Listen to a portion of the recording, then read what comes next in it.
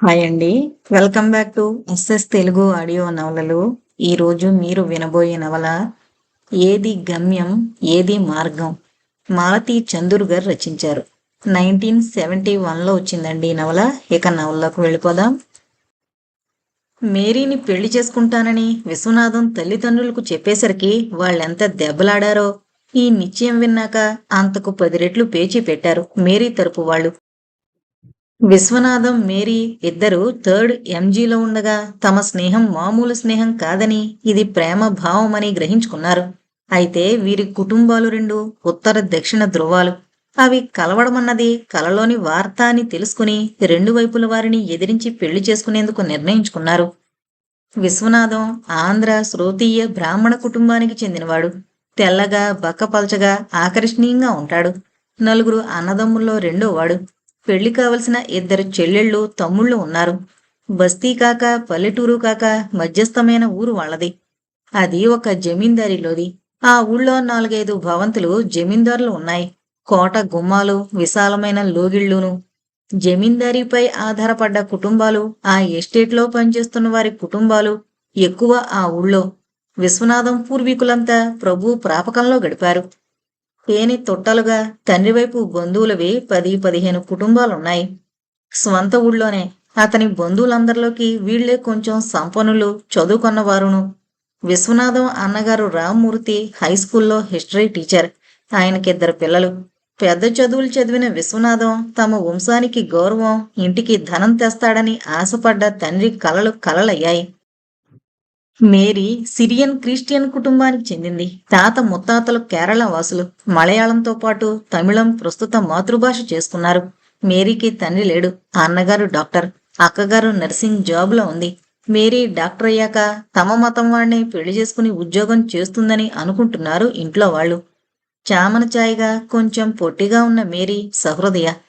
ఆర్థికంగా వారి కుటుంబం అంత ఉన్నది కాకపోయినా హౌస్ సర్జెన్సీ ముగియగానే మిషన్ ఆసుపత్రిలో లేడీ డాక్టర్ పోస్టు ఈమె కోసం తయారుగానే ఉంది.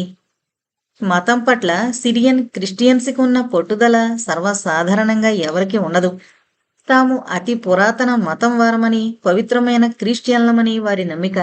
వీరు తమ సిరియన్ క్రిస్టియన్స్లోనే తప్ప మరో క్రిస్టియన్తో పెళ్లి ఒప్పుకోరు. రెండు కుటుంబాల వారు ఈ యువతి యువకుల మీద వారి వారి ఆశలు పెంచుకున్న తరుణంలో ఈ ఇద్దరు తాము ప్రేమించుకున్నామని, ఎన్ని అడ్డంకులొచ్చినా పెళ్లి చేసుకునేందుకు నిశ్చయించుకున్నామని అనగానే ఆ వార్త ఇరుపక్షాల వారిని నిశ్చేష్టుల్ని చేసింది. మాట మాటికి నవ్విస్తూ అతి చమత్కారంగా మాట్లాడే విశ్వనాథాన్ని కలుసుకోవడం మేరీకి అపురూపమైన అనుభవమైంది. సహజంగా మాటకారి, వయసుకు తగిన ఉన్నత భావాలు, సగటు యువకుని కంటే చదువు సంస్కారం గల విశ్వనాథం మేరీని ఆకర్షించడంలో, అతని సాన్నిధ్యంలో ఆమె అనిర్వచనీయమైన అనుభూతి పొందడంలో ఆశ్చర్యం లేదు. అడపాదడపా కలుసుకుని హాస్పిటల్ వార్డుల్లో, కాలేజీ క్యాంపస్లో ఆదివారాలు సాయంత్రాలు కలిసి తిరుగుతుండే వీరిద్దరిలో పరస్పర ఆకర్షణ ప్రేమ కలాపానికి నాంది వాక్యమని ముందుగా గ్రహించింది విశ్వనాథమే. స్త్రీ సహజమైన సిగ్గు వల్ల ధైర్యంగా పైకి చెప్పలేకపోయింది మేరీ తనలోని ముదిర వేదనను.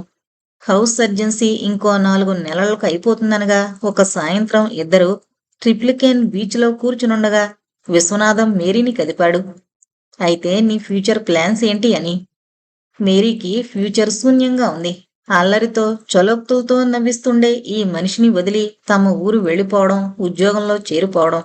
ఆ ఫ్యూచర్ తలుచుకునేందుకు భయం పుట్టి మనసు ఎడారిలా అవుతోంది. కంటికి మసకలు కమ్ముతున్నాయి. ఆ మసకల వెంటొచ్చిన కంటి తడిని అతడెక్కడ గమనిస్తాడో అని తలెత్తకుండానే, మా ఊరు మిషనాసుపత్రిలో ఆర్ఎంఓ పోస్టు ఖాళీగా ఉంది అంది నెమ్మదిగా. అక్కడ నువ్వు సుఖంగా ఉండగలవా? మీ వాళ్లల్లో ఎవరినో కట్టుకుని సెటిల్ అవ్వగలవా? ప్రశ్నించాడు విశ్వనాథం. ఉద్యోగం మట్టుకే చెబుతున్నాను, మిగతావి ఇప్పుడెందుకు? ఆమె గొంతు జీరబోయినట్టయింది. నీ ఫ్యూచర్ నీకంటే నాకు తెలుసు. నేను చెబుతాను విను. నువ్వు నేను కలిసి ప్రాక్టీస్ పెడుతున్నాం. మనం మద్రాసులో ఉంటున్నాం. డాక్టర్ విశ్వం, డాక్టర్ మిసెస్ మేరీ విశ్వం అని ఒకింటికే 2 బోర్డులు. మేరీ తన అదృష్టాన్ని నమ్మలేకుండా ఉంది. ఈ విశ్వం తనని పెళ్లాడతాడా? సద్బ్రాహ్మణ కుటుంబానికి చెందిన ఇతను క్రిస్టియన్ పిల్లని నిజంగా పెళ్లాడ్డమా? ఆకాశాన విరిసిన హరివిల్లు ఇందుకేనా? కాని అంతలోనే ఇంద్రధనస్సు చెరిగిపోయి చీకట్లు చెలరేగాయి. మరి పెద్దలు ఒప్పుకుంటారా? మన వెర్రిగాని మీ వాళ్ళు మా వాళ్ళు అంది తడబడుతూ. ఈ పెళ్లి మనిద్దరికీ సంబంధించిన విషయం. మీ వాళ్ళు మా వాళ్ళు అంటావా? నేను మా వాళ్ళని ఒప్పిస్తాను. నువ్వు మీ వాళ్ళని ఒప్పించు. కానీ ఒక్క మాట, మీ వాళ్ళు ఒప్పుకోకపోతే భయపడి నీరు కారిపోకు. ఎవరు ఒప్పుకున్నా ఒప్పుకోకపోయినా మనిద్దరం పెళ్లి చేసుకుంటున్నాం, అది ఖాయం. ఆ విషయం మరిచిపోకు అన్నాడు విశ్వం ఆమె భుజం మీద చెయ్యి వేస్తూ. ఆ సాయంత్రం వేళ మేరీకి ఆ స్పర్శలో ఏదో నూతనత్వం కనిపించింది. అనేక సార్లు ప్రయాణాల్లో ఒకరినొకరు తాకేవారు, చేతులు పుచ్చుకుని నడిచేవారు. కాని ఈనాటి స్పర్శలో ఆమెకేదో వివసత్వం కలిగినట్లయింది. తన వాళ్ళని ఎలా ఎదుర్కోవడం? ఈ పెళ్లికి వాళ్ళు ఒప్పుకుంటారా? తనకంటే అందగాడు, తెలివిగలవాడు, కూలీన కుటుంబం నుంచి వచ్చినవాడు ఆయన విశ్వం తన కోసం తన కులాన్ని తన వారిని వదులుకునేందుకు సిద్ధంగా ఉన్నాడు. ఆ తలంపే ఆమెకి ఆత్మస్థైర్యం, తెగువని ఇచ్చింది. 3 రోజులు సెలవులొస్తే ఇంటికి బయలుదేరింది మేరీ. ఈ ప్రయాణం ముఖ్యంగా తన భవిష్యత్తు కోసం. స్టేషన్లో రైలెక్కించడానికి వచ్చాడు విశ్వం. 3rd క్లాస్ లేడీస్ కంపార్ట్మెంట్లో కిటికీ దగ్గరగా కూర్చుంది మేరీ. ప్రయాణానికైతే అతి ధైర్యంగా ప్రయత్నాలు చేసింది గాని తీరా రైలెక్కాక ఆమెని పిరికితనం ఆవరించింది. తన వాళ్ళు ఈ నిర్ణయానికి ఒప్పుకుంటారా? తనని వెనక్కి రానిస్తారా? ప్లాట్ఫారం మీద నవ్వుతూ నిలబడిన ఈ విశ్వం నుంచి, తన కోసం సమస్తం వదులుకునేందుకు సిద్ధంగా ఉన్న ఈ ప్రేమమూర్తి నుంచి తను దూరం కావడమే సంభవిస్తే ఇంక బ్రతకగలదా? రైల్లోంచి దిగిపోవాలని, ఒక్క క్షణం కూడా అతనిని వదిలి ఉండలేనని అనిపించింది మేరీకి. కన్నీటి పొరలు ఆమె చూపుకి అడ్డొస్తున్నాయి. ఆమెలోని భావ సంచలనము, భయాందోళనలు విశ్వనాథానికి అర్థమవుతున్నాయి. మొదట్లో తను ఆమె వెంట వెళదామని అనుకున్నాడు. తనొస్తానని కూడా అన్నాడు. కాని మేరీ వద్దంది. తల్లితోనూ అన్నగారితోనూ తనకు తానుగా మాట్లాడమే మంచిది అంది. విశ్వనాథం కూడా ఆమె అభిప్రాయంతో ఏకీభవించాడు. అతను వెంట వెళ్లడం వల్ల మరీ బెడిసి కొడుతుందేమోనని అతనికి అనిపించింది. మీ వాళ్ళు నీ మాట కాదన్నంత మాత్రాన బెదిరిపోకు. నెమ్మదిగా చెప్పు. వినకపోతే దెబ్బలాడకు. అక్కడ్నుంచి నిన్ను కదలనివ్వకుండా చేయడానికి వాళ్ళు ప్రయత్నించొచ్చు. అటువంటి పరిస్థితి మట్టుకు తెచ్చుకోకు. మేరీ తల ఊపింది. నేను మగవాణ్ణి కాబట్టి నన్ను రైలెక్కనీయకుండా చేయలేరు. నిన్ను నయానో భయానో బెదిరించో బతిమాలో 1 ఏడు చదువు పోయినా సరే అని ఆ ఊళ్ళోనే ఉంచి నన్ను కలుసుకోకుండా కట్టుదిట్టం చేయగలరు. చెప్పి చూడు. కాని నా ఇష్టం నాదంటూ తెంచుకుని బయటపడకు అన్నాడు విశ్వనాథం ఆమెకి ధైర్యం చెబుతూ. మా వాళ్ళు ఒప్పుకోకపోతే? అదేగా నేను చెబుతోంది. వింటే విన్నారు, లేకపోతే లేదు. మన నిర్ణయం మారదు. కాని పైకి చెప్పకు. తెలివిగా తప్పించుకునొచ్చాయి. అతను ఎదురుగా ఉన్నంతసేపు ఆమెకి కొండంత ధైర్యంగా ఉంది. రైలు కదిలే సమయం దగ్గర పడుతున్న కొద్దీ మేరీ గుండెలు వేగంగా కొట్టుకోవడం మొదలుపెట్టాయి. పోనీ అతన్ని తన వెంట తీసుకెళితేనో? కాని అది సరైన మార్గం కాదని ఇద్దరికీ తెలుసు. రైలు కదలబోతోంది. విశ్వం చెయ్యి గట్టిగా పట్టుకుంది మేరీ. ఆ చేతిని ప్రాణం ఉండగా వదల్లేదు. బలవంతాన ఆపుకున్న కన్నీళ్లు ఒక్కసారి వెల్లువలా పొంగొచ్చాయి. రైలు కదిలి చేతుల్ని విడదీసింది. వదల్లేక వదిలింది మేరీ. ఆమె తన మేరీ అవుతుందా? ఒంటరిగా శత్రువుల మధ్యకి పంపేశానా? ఆమెకి పోరాడగల శక్తి, స్థైర్యము ఉన్నాయా అని వ్యాకుల పడుతూ చూస్తున్నాడు విశ్వనాథం చీకట్లని చీల్చుకుపోతున్న రైలు వైపు. ఆ రాత్రి అతనికి నిద్ర పట్టలేదు. తన బాల్యం, తన తల్లిదండ్రులు, పుట్టి పెరిగిన ప్రదేశాలు, మేరీ, ఆమె ఒంటరిగా ఎదుర్కోబోతున్న సమస్యలు, ఇవన్నీ అతనిని కన్ను మూయనివ్వలేదు. తెల్లవారగట్ల 4 దాకా కంటి మీదకి కునుకు రాలేదు. మేరీ తను, తమ ఇద్దరి భవిష్యత్తు చుట్టూ వారి మీద ఎటువంటి ప్రభావం చూపుతుందో, ఎటువంటి సమస్యల్ని కొనితెస్తుందో మేరీ లేకుండా తాను బ్రతకలేడు. ఆ 3వ రోజున మేరీ దగ్గర నుంచి వైరొచ్చింది. తను ఆ రాత్రి బయలుదేరుతున్నానని, స్టేషన్లో కలుసుకోమనీను. రైలు దిగిన వెంటనే విశ్వం చెయ్యి గట్టిగా పట్టుకుంది. ఈ జన్మకిక వదలను అన్నట్టుగా. ఆమె ముఖమంతా వాడిపోయింది. ప్రయాణపు బడలకేమో అనుకున్నాడు విశ్వం. కాని అది కాదు. ముందొక కప్పు కాఫీ తాగాలి. నిన్నట్నుంచి మంచినీళ్ళైనా లేవు అంది మేరీ. ఏమైంది అని విశ్వం అడగబోయి అడగలేదు. ఏమై ఉంటుందో ఊహించుకోవచ్చు. హోటల్లో కూర్చున్నాక మేరీ అతని చేతిని తన చేతిలోకి తీసుకుని అంది. మీరు చెప్పింది అక్షరాల నిజం. అక్కడి నుంచి బతికి బయటపడతానని అనుకోలేదు. అదృష్టవశాత్తు మీరు నా పర్సులో పెట్టిన డబ్బు వాళ్ళు చూడలేదు. దాంతో టికెట్ తీసుకుని రైలు ఎక్కేశాను. పోనీలే, ఎలాగోలా బయటపడ్డావు. ఎంతకీ మీ అమ్మగారు ఏమన్నారు? అన్నయ్య ఏమన్నారు? ఇలాంటి విషయాల్లో ఆడవాళ్లు సంకుచితంగా ఉంటారు, మగవాళ్లు విశాలంగా ఆలోచిస్తారో అంటారు. కానీ మా ఇంట్లో అది తలకిందులైంది.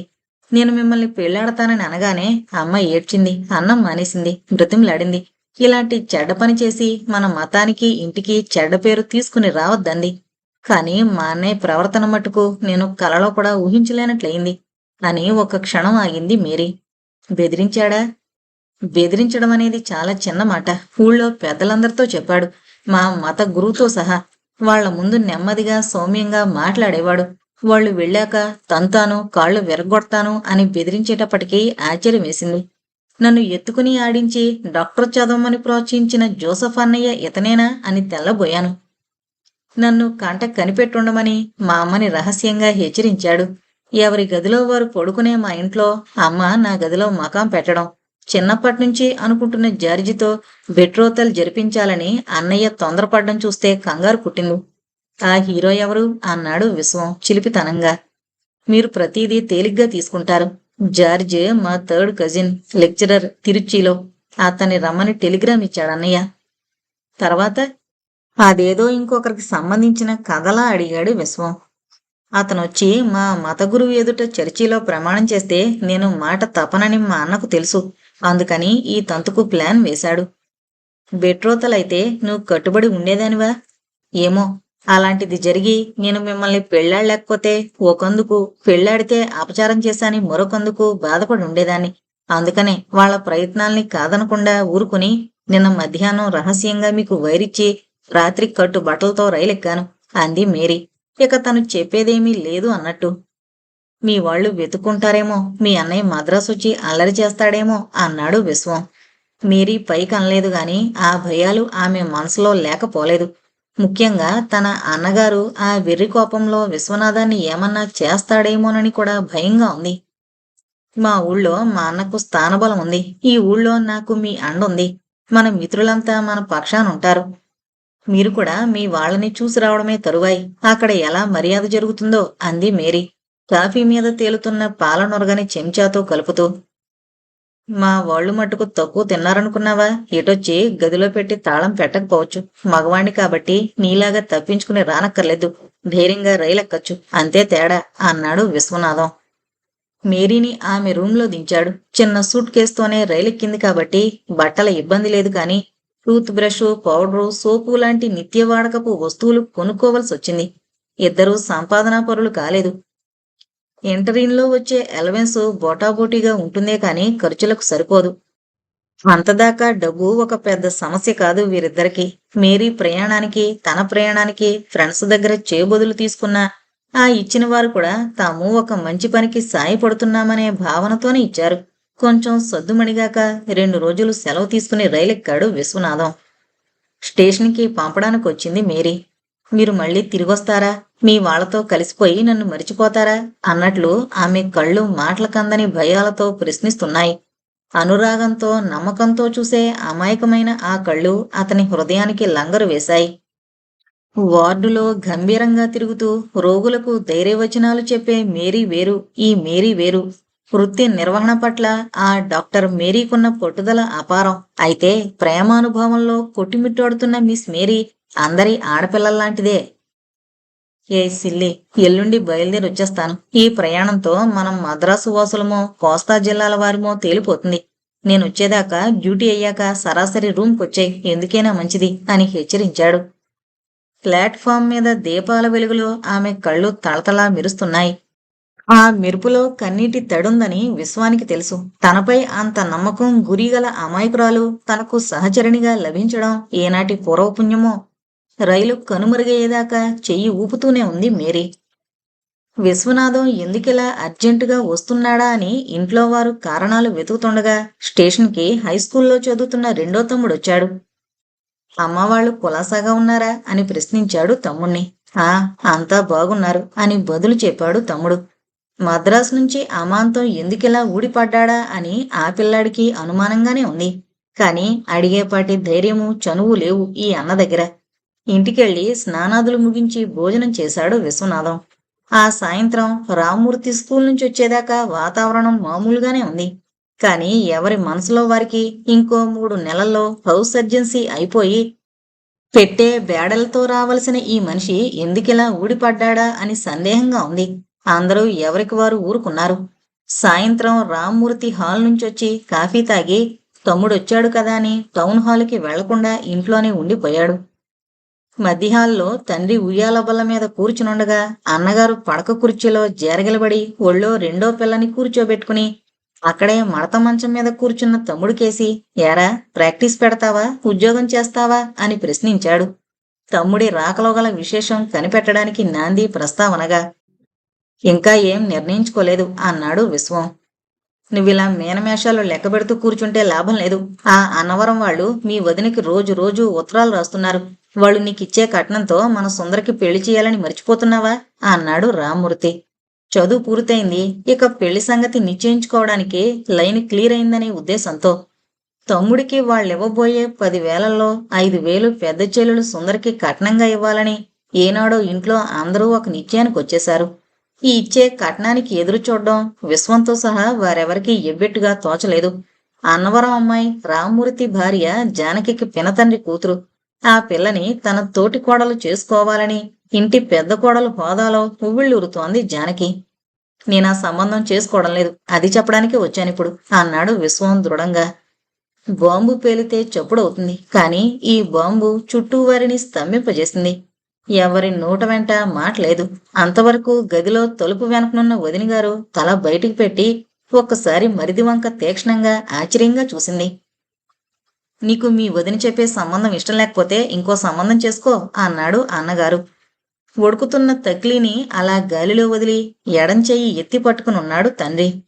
నేను నా క్లాస్మేట్ని ప్రేమించాను, మేమిద్దరం పెళ్లి చేసుకునేందుకు నిశ్చయించుకున్నాం అన్నాడు విశ్వం ఒక్కొక్క మాటే ఒత్తి పలుకుతూ. ఏంట్రా నువ్వంటోంది? మాకు చెప్పకుండానే పెళ్లి నువ్వే నిశ్చయించుకున్నావా? ఆ పిల్లెవరు, కులం, గోత్రం అంది తల్లి. తల్లిని మరి మాట్లాడనివ్వకుండా ఆ పిల్ల బ్రాహ్మలమ్మాయి కాదు, నాతో పాటే చదువుకుంది అన్నాడు విశ్వం నిదానంగా. ఆ కులంగాందని చేసుకుని మా కొంప ముంచుతావట్రా? ఆ అమ్మాయి సిరియన్ క్రిస్టియన్ పిల్ల, పేరు మేరీ అని అక్కడి నుంచి లేచి వెళ్లిపోయాడు విశ్వం. తను చెప్పవలసింది అయిపోయినట్టు. ఆ రాత్రి ఇంట్లో ఎవరికీ తిళ్ళు తిప్పలు లేవు. నీ చెల్లెళ్ళిద్దరి పెళ్లి ఎలా అవుతుంది? వాళ్ల గొంతులు కోసేసి ఆ పైన పెళ్లి చేసుకో అంది తల్లి ఏడుస్తూ. ఇంకా మా వాళ్ళెవరూ ఇటు తొంగి చూడరు. నా తండ్రికి విస్తట్లో అన్నం పెట్టే ప్రాప్తం కూడా నాకు లేదు కాబోలు. మా బాబాయ్కి నేనేం బదులు చెప్పను అంటూ సాగదీసింది వదినగారు జానకి. యారా, నీకోసం ఇంత ఖర్చు చేసి నాన్నగారు చదువు చెప్పించారే, మరి నీ చెల్లెళ్ల సంగతి ఆలోచించావా? రేపు నువ్వు పెళ్లి చేసుకున్న తర్వాత మన కులంలో ఎవరైనా మన ఇంటి గుమ్మం తొక్కుతారా? వాళ్ళకి పెళ్లి ఎలా అవుతుంది? కాస్త ఆలోచించు. నీ మీద ఎన్నో ఆశలు పెట్టుకున్నాం అన్నాడు రామ్మూర్తి తమ్ముడికి నచ్చజెప్పే ధోరణిలో. నాకవన్నీ తెలియవనుకున్నావా? మేమిద్దరం సంపాదిస్తాం. అందులో నెల నెల నీ పేరనే చెల్లెళ్ల కట్నాలకి పంపుతాను. వీడి బోడి సంపాదన ఎవరికి కావాలి? వీడు ఆ కిరస్తానీ దాన్ని చేసుకున్నాడో నేను ఈ సంసారం తెంచుకుని కాసి వెళ్ళిపోతాను. ఎన్నాళ్ళనుంచి పెంచి పెద్ద చేసి చదువు చెప్పించిన మేం గాలికిపోయామా? ఆ దేవతో కిరస్తానిది వీడికి నెత్తిమీద దేవత అయిందా అని లేచాడు తండ్రి. అది కాదు నాన్న అనబోయాడు విశ్వనాథం.